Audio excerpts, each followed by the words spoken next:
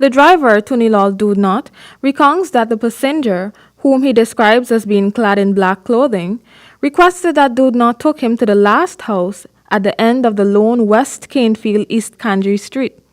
Upon arriving at the destination, Doodnauth asked the passenger if he lived at the house, at which time the passenger proceeded to stab him several times about his shoulder, chest, and arm as Doodnauth struggled to remove his seatbelt.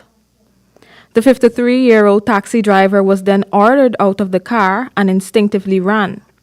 The carjacker then took to the front seat of the taxi and began to reverse the car out of the street. Despite his injuries, Doodnauth ran back to the car. Eyewitnesses report that Doodnauth was then struck by the car after the carjacker accelerated into him, hitting him with the rear of the vehicle. Doodnauth got up and ran, calling for help, and was struck again into a nearby drain.